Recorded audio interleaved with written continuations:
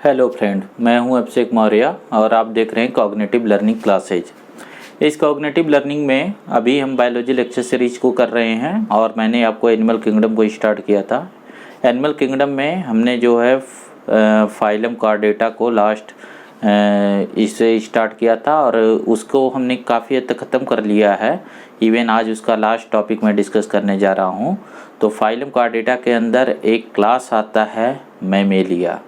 Friend, ये बहुत special class है क्योंकि ज़्यादातर एनिमल जैसे कॉमन मैन जो है इंट्रोड्यूस होता है उसकी सराउंडिंग में, जितने सारे डोमेस्टिक एनिमल है, जितने सारे आपके पेट्स हैं, इवन हम खुद जो है इस क्लास मैमेलिया से आते हैं। तो ये बड़ा इंटरेस्टिंग और फैसिनेटिंग होगा ये जानना कि इस जो है मैमेलिया से इस मैमेलिया ग्रुप के फीचर्स क्या हैं, किस बिहाफ पे आप किसी को मैमल डिक्लेयर कर सकते हैं। तो चलिए देर न करते हुए स्टार्ट करते हैं। ये जो क्लास है फ्रेंड, ये है मैमेलिया, ठीक है। ये मैमेलिया और मैमल्स दो चीज़ लिखा होता है ना, कहीं कहीं मैमल्स कहीं कहीं मैमेलिया। मैमेलिया जो टर्म है ना, ये लैटिनाइज है, लैटिन लैंग्वेज में है। एक्चुअल में क्लासिफिकेशन के जितने सारे वो आपको लिखे गए हैं सबको थोड़ा लैटिनाइज कर दिया गया है। जब हम नेम देते हैं तो उसे लैटिन में रूट्स से निकाल के लाते हैं। तो अगर आप इंग्लिश में बोलते हैं तो मैमल्स, अगर लैटिन में बोलते हैं तो मैमेलिया। तो बायोलॉजी के जो रूट्स हैं, जो वर्ड हैं, वो सारे मैमल से डेराइव वो सारे लैटिन से डेराइव किए गए हैं, इस वजह से उसे हम बोलते हैं। नेक्स्ट वन देखिए, यहाँ पे देखिए। तो मैमल्स के बारे में ख़ास बातें क्या है कि मैमल्स इस प्लैनेट अर्थ पे सबसे सक्सेसफुल, आज की डेट में सबसे सक्सेसफुल टैक्सॉन, सबसे सक्सेसफुल ग्रुप है कोई है तो वो मैमल है। ये डिफरेंट टाइप के हैबिटेट में रहते हैं। ये पानी में रहते हैं, डेजर्ट में रहते हैं, स्नो कैप में रहते हैं, फॉरेस्ट में रहते हैं, घास के मैदान में रहते हैं, हर जगह रहते हैं। 7 कॉन्टिनेंट पे, जो सातों के सातों कॉन्टिनेंट है, इवन अंटार्कटिका और आर्कटिक में, जहाँ पे दूसरा कोई एनिमल नहीं है, वहाँ पे पोलर बियर, पोलर फॉक्स है ना, इसके फार्म में मैमल और बर्ड्स हर जगह हैं। दो राइवलरी है दोनों के बीच में, दो सबसे सक्सेसफुल है, एक बर्ड एक मैमल। आप देखिए, जब कभी आप अंटार्कटिका को डिस्कवरी चैनल में देखते होंगे तो वहाँ दो ही एनिमल आपको दिखते होंगे। कुछ तो बर्ड दिखेंगे जैसे पेंगुइन, और कुछ जो है वो आपको मैमल दिखेंगे जैसे पोलर बियर। बाकी कोई वहाँ सर्वाइव नहीं कर पाया। तो हालात चाहे जैसे हों, इन्होंने सरवाइव किया है। तो क्या खास बातें थी जो इनके सर्वाइवल के लिए रिस्पांसिबल है, वो चीज़ें देखते हैं। टेट्रापोडा का मेंबर है तो इसमें इनमें डिफरेंट अपने हैबिट और हैबिटेट के अकॉर्डिंग जो एडाप्टेशन है, कुछ दौड़ने के लिए, इवन कुछ उड़ने के लिए। जैसे बैट में, बैट एक मैमल्स ही होता है तो उसमें जो है उड़ने के लिए है, उसमें जो है ये विंग्स लाइक स्ट्रक्चर में कन्वर्ट हो गए हैं। और कुछ में जो है दौड़ने के लिए, कुछ में कूदने के लिए, कुछ में और तैरने के लिए भी अडॉप्टेड है, ठीक है। जैसे कि व्हेल में वो तैरने के लिए, वो एक्वेटिक है। तो यहाँ मेन मेन चीज़ों पे आते हैं जो यहाँ आपको पढ़ना है। देखिए, सबसे बड़ी बात कि मैमल का जो नेम है ना, वो आया है मेमरी ग्लैंड से। एक्चुअल में देखिए इसका क्या रोल है, मेमरी ग्लैंड क्या है। यहाँ पे मेमरी ग्लैंड ही नहीं, एक्चुअल में जो मैमेलियन स्किन है उसमें ढेर सारी ग्लैंड होती हैं। एक तो है ये मेमरी ग्लैंड, इसके अलावा इसमें ऑयल ग्लैंड होती हैं, ठीक है। और इसके अलावा इसमें स्वेट ग्लैंड होती हैं, ठीक है। स्वेट ग्लैंड से पसीने निकलते हैं जिससे ये बॉडी को ठंडा कर पाते हैं। मैमल वार्म ब्लडेड कंडीशन है, होम्योथर्मस कंडीशन है, होम्योथर्मस या फिर इसे वार्म ब्लडेड कंडीशन बोला जाता है, ठीक है। तो इसकी वजह से ये अपने बॉडी को, जब इनका टेम्परेचर बढ़ने लगता है, जब इसका मतलब होता है फिक्स टेम्परेचर, जैसे ह्यूमन में ये टेम्परेचर 37 डिग्री सेंटीग्रेड है, तो जब ये 37 से ऊपर जाता है तो ये पसीने को निकाल के उसे ठंडा कर देते हैं, उसे वापस 37 पे ले आते हैं, इसलिए यहाँ स्वेटिंग होती है। मेमरी ग्लैंड से यहाँ पे एक चीज़ चेंज होने वाला है कि ये बीबी पैरस होते हैं, मतलब ये बच्चों को प्रोड्यूस करते हैं, इस वजह से यंग वन को ये फीड कराते हैं। जैसे अगर ह्यूमन की केस में ही लें हम, जो आप पढ़ेंगे भी आगे, जैसे ये ह्यूमन फीमेल का रिप्रोडक्टिव सिस्टम है, ठीक है। तो यहाँ जो है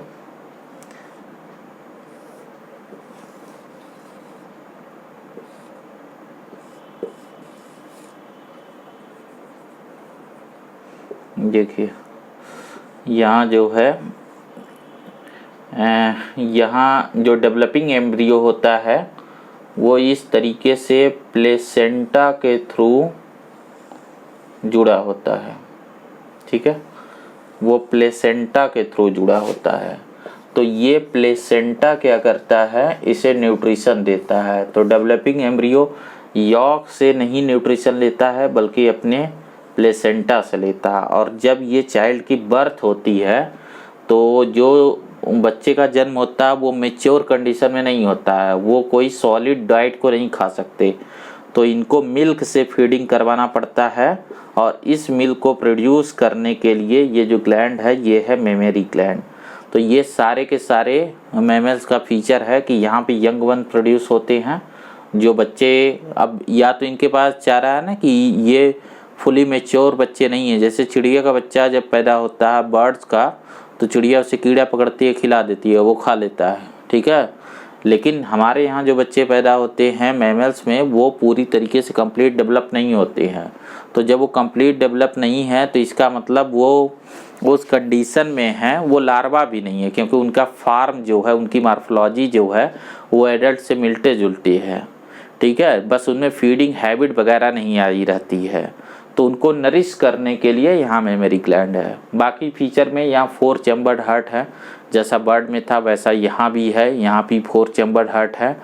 एक्सक्रीटरी सिस्टम में यहाँ ज़्यादातर ये मॉडरेट कंडीशन में रहते हैं, तो यहाँ यूरिन का फॉर्मेशन होता है। यूरिन में यहाँ यूरिया के फॉर्म में एक्सक्रीशन करवाया जाता है। और बाकी सारे सिस्टम इसके बहुत ही डेवलप हैं बाकी के कंपेरिजन में। यहाँ एक चीज़ आपको बता दूँ कि कुछ एक मैमल है जो आपसे पूछा जाता है, जैसे प्लेटिपस जो आपको बुक में दिया गया है। देखिए ये जो एनिमल है ये है प्लेटिपस। ये जो है इसमें जो एडाप्टेशन है कि इसमें जो फीचर है वो रेप्टाइल के भी है और मैमल के भी है। जैसे मैंने वो पिछले लेक्चर में समझाया ना कि रेप्टाइल एक कॉमन एंसेस्टर है जिससे बर्ड और मैमल दोनों ओरिजिनेट हुए हैं। तो इस वजह से यहाँ क्या होता है कि इसमें रेप्टाइल के फीचर और इसके दोनों मैमल दोनों के इसमें फीचर मिलते हैं। जैसे कि ये अंडे देते, एग लेइंग प्रॉपर्टी। ज़्यादातर मैमल तो ज़्यादातर क्या ऑलमोस्ट सारे ही जो है यंग वन को प्रोड्यूस करते हैं बीवी पैरस, लेकिन यहाँ पे ये अंडे प्रोड्यूस करता है। तो इसको रेप्टाइल में क्यों नहीं रखा, क्योंकि बाकी फीचर नहीं उससे मैच कर रहे थे। जैसे मैमल का एक और फीचर है कि इस स्किन में हेयर्स होते हैं, जैसे आपने उसमें देखा था कि फेदर्स, तो यहाँ हेयर्स है। हेयर्स क्या करता है, हेयर्स वही ब्लैंकेट का रोल प्ले करता है, मतलब कि टेम्परेचर को गिरने से बचाता है, जिससे ये वार्म ब्लडेड टेम्परेचर को मेंटेन कर पाते हैं। तो बॉडी पे डेंस हेयर होते हैं जो इसे प्रोटेक्ट करते हैं। ज़्यादातर में कुछ एक में वो हेयर नहीं हो सकते हैं, लेकिन लाइफ के किसी न किसी फेज में हेयर ज़रूर होंगे या किसी न किसी पार्ट में ज़रूर होंगे। स्किन पे हेयर होना मैमल का एक फीचर है। इसके अलावा जो ईयर लोब, ये जो कान की लोब है ना, एक्सटर्नल ईयर, जो ईयर है इसमें टेम्पैनिक मेम्ब्रेन के अलावा इस तरीके से एयर लोब भी होती है जो इनके सुनने की कैपेसिटी को ज़्यादा अच्छा बनाती है। इसके अलावा इनका ब्रेन बहुत ज़्यादा डेवलप है, जो पूरे एनिमल किंगडम में इतना डेवलप ब्रेन किसी का नहीं है। एक और फीचर यहाँ पे है फ्रेंड कि यहाँ पे जो वर्टिब्रा कॉलम है उसमें 7 सर्वाइकल वर्टिब्री होती है। जो इनकी गर्दन है ना, सर्विक्स है, उसमें 7 सर्वाइकल वर्टिब्री होती है, ठीक है। ये चीज़ फिक्स है कि उसमें 7 ही होती है, ये ऑलमोस्ट सब में होती है। ये भी एक कैरेक्टरिस्टिक फीचर है। और यहाँ जो आरबीसी होती है वो बाई कॉनकेव होती है अंदर की तरफ इस तरीके से, ठीक है, जिससे ये ज़्यादा ऑक्सीजन को कैरी कर सके। और यहाँ जो एब्डोमिनल कैविटी होती है और जो थोरैक्स होता है उनके बीच में डायफ्राम होता है, जिससे बॉडी के अंदर सेगमेंटेशन और बाहर बेहतर होता है। इसलिए बॉडी का सेगमेंटेशन हेड, थोरैक्स, एब्डोमेन के फॉर्म में होता है। और कुछ में टेल होती है। ह्यूमन में टेल जो है वेस्टिजियल है, लेकिन ज़्यादातर मैमल में टेल्स होती है। तो ये सारे फीचर हैं जो यहाँ पे आपसे पूछे जाते हैं, ठीक है। और क्या बच रहा है मेरे ख्याल से, और बाकी चीज़ें हो गई हैं। हाँ, एक बहुत मज़ेदार और फीचर है फ्रेंड्स, वो है देखिए कि टीथ, डिफरेंट टाइप के टीथ, ये बड़ा इम्पोर्टेंट फीचर है। डिफरेंट टाइप के टीथ, यहाँ जो टीथ हैं, जैसे दो तरीके से दांत होते हैं, टीथ का जो डिस्ट्रीब्यूशन है ना वो दो टाइप का होता है। एक बोलते हैं हेट्रोडोंट कंडीशन। हेट्रोडोंट का मतलब है डिफरेंट टाइप के टीथ, जैसे हमारे अंदर है इंसाइजर, कैनाइन, प्रीमोलर्स और मोलर्स, ठीक है। और एक होता है होमोडोंट कंडीशन, ठीक है। होमोडोंट कंडीशन, होमोडोंट कंडीशन का मतलब होता है कि जबड़े में दांत इस तरीके से लगे होते हैं जो एक जैसे शेप के दिखते हैं। ये दांत चबाने के लिए नहीं होते, ये जस्ट शिकार को पकड़ने के लिए होते हैं।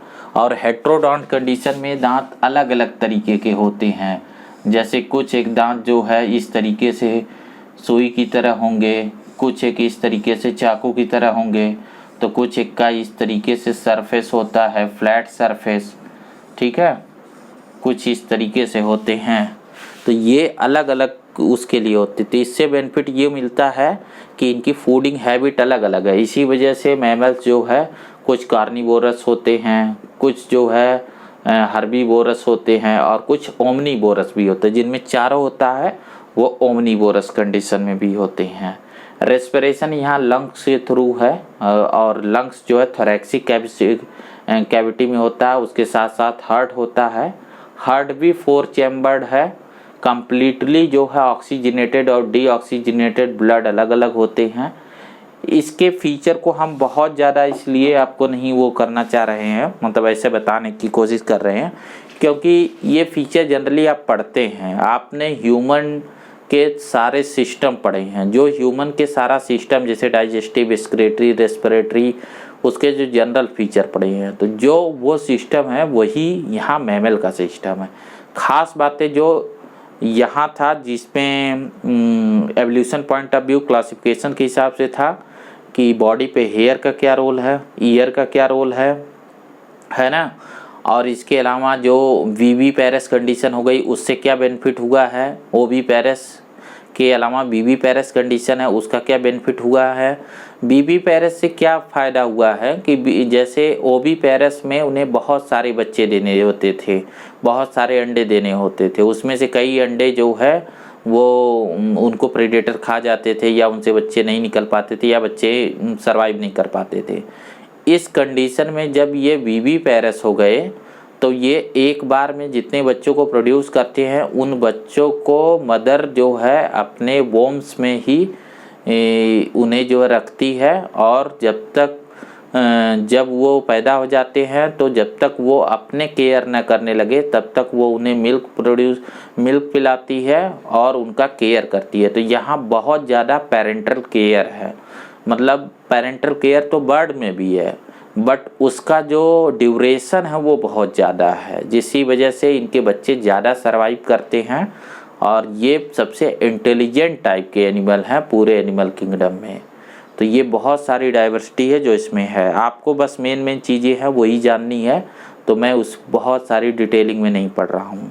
इसके अलावा फर्टिलाइजेशन इंटरनल ही होता है, तो मेल में कॉपुलेटरी आर्गन होगा, सेक्सेज ऑलवेज सेपरेट है, लार्वा तो सोच नहीं सकते, तो डेवलपमेंट डायरेक्ट ही होगा। इसके अलावा देखिए मैंने आपको पहले भी समझाया है कि ये फीचर तो हम बोल रहे हैं जो आपकी बुक में है, ठीक है, ऐसे लिखे हुए हैं।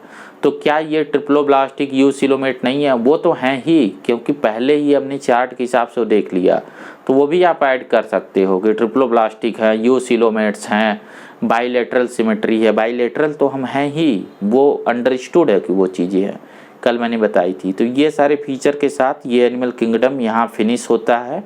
एक लंबा चैप्टर होता है, बहुत लेंदी होता है, जबकि क्वेश्चन सिर्फ 3 आते हैं, इसीलिए मैंने इसको बहुत कंसाइज रखा, सिर्फ उतनी बातें बताई जो आपको आए। आपका मेन मोटो ये होना चाहिए कि ये 3 क्वेश्चन आते हैं वो गलत ना हो, ज़्यादा जान के नहीं कुछ करना। आपको एंट्रेंस क्वालिफाई करना है तो 3 क्वेश्चन गलत नहीं होने चाहिए, और 3 क्वेश्चन इस बुक की बाउंड्री को कभी पार नहीं करेंगे, वो इस बुक के अंदर से ही आएंगे।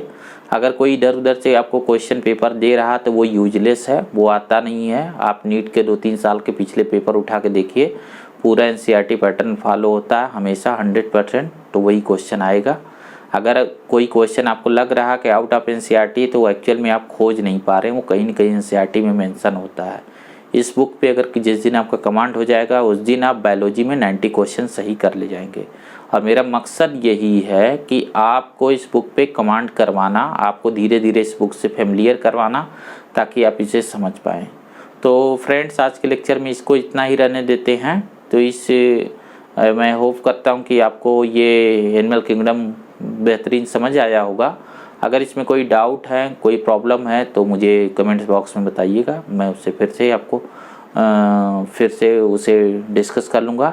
नेक्स्ट आप किस टॉपिक पे चाहते हैं वीडियो, उसे मुझे कमेंट बॉक्स में बताइए कि नेक्स्ट वीडियो आपको किस टॉपिक पे चाहिए, तो हम उस टॉपिक को स्टार्ट करेंगे। जो भी टॉपिक स्टार्ट करेंगे उसे कंप्लीट पढ़ेंगे, तो आप लोग बताइएगा। Thank you.